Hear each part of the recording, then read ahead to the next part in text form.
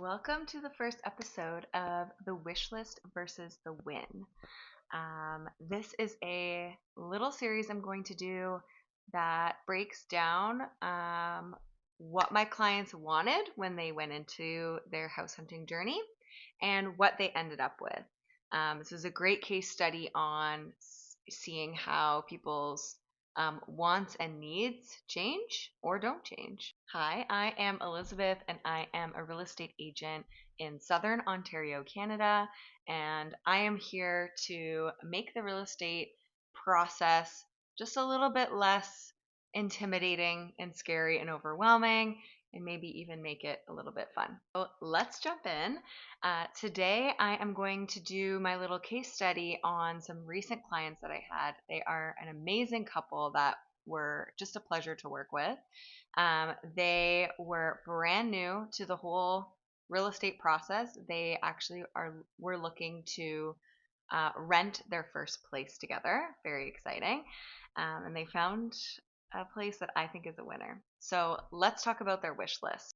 They wanted a number of things. All were totally reasonable, but this is the list that we're working with. They wanted a newer building near Oakville's uptown core. So if you live in the GTA or extended GTA, or you know Oakville at all, it is a growing area near this, near kind of Dundas and Trafalgar. So they wanted to be close to things, but on a quiet street. They didn't want crazy hustle and bustle, but wanted to be in this location that was convenient for them, that's close to work and close to shopping and everything. They also, so they wanted a 2-bedroom, 2-bath place that had modern finishings. Again, with a newer building, we're likely going to have modern finishings. But one thing that they brought up was they wanted to be able to use the space not only to live in, but to work remotely. So they both work from home sometimes, and sometimes they're in the office. So they need a space for both of them to have a workspace set up.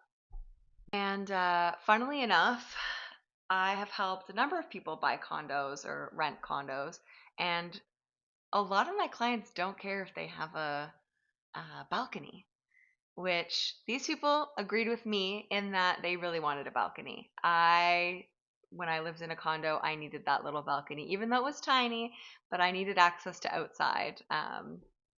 So I don't know, if you lived in a condo, or if you do live in a condo, are you pro or against balconies?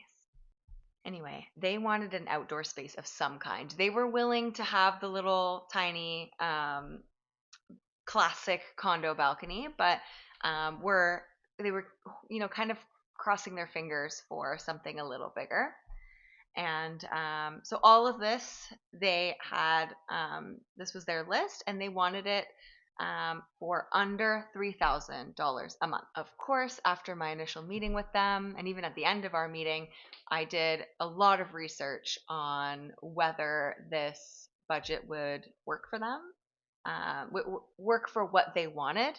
And so we, peeked a few places at the end of our meeting, but then also I, of course, took that home and set up a search for them and saw what was kind of out there. One of the things that they decided was a nice to have, not a need to have, was two parking spaces. So it would be nice to have 2 parking spaces, but they only needed 1. So that was what they wanted. Here is what they got. They got a beautiful unit in a new building right in the area that they were hoping for. So as you can see, I'm showing my little video here of my walkthrough, but I'll also show some pictures as well. It is a nice open space. It's a good size. As you probably know, a lot of new builds in the GTA and extended GTA are quite small.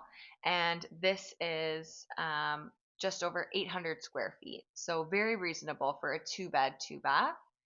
And I don't know if you can tell, but the layout is actually perfect for them. So it is a split layout where each bedroom kind of flanks the living space. So the two bedrooms are not next to each other, they're across the living space from each other.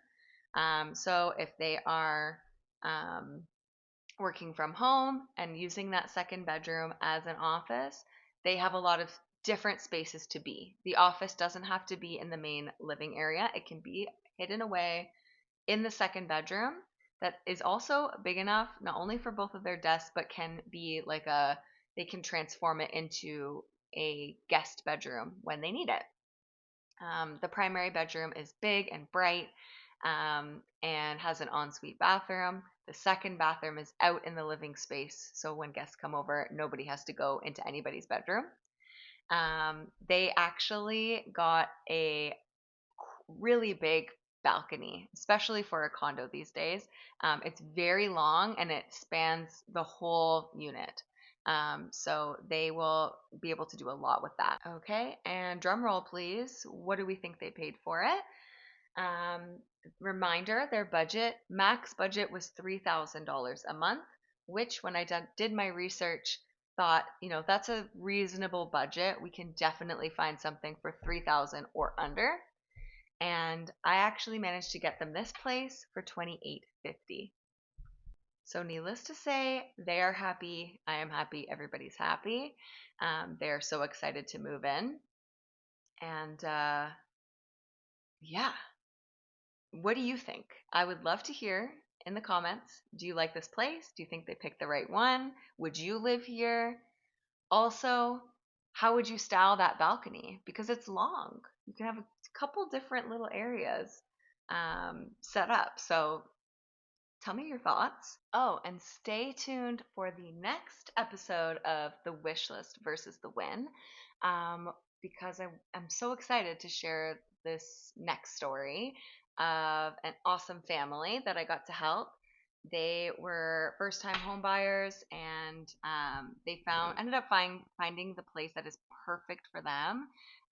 But it's actually different than what they first came to me wanting. So stay tuned for that. Okay, testing for sound because I recorded the whole thing and there was no sound. So stay tuned for the next episode of. Okay, I forgot. It would help to know what I named this series, the Wish List versus the Win. Got it.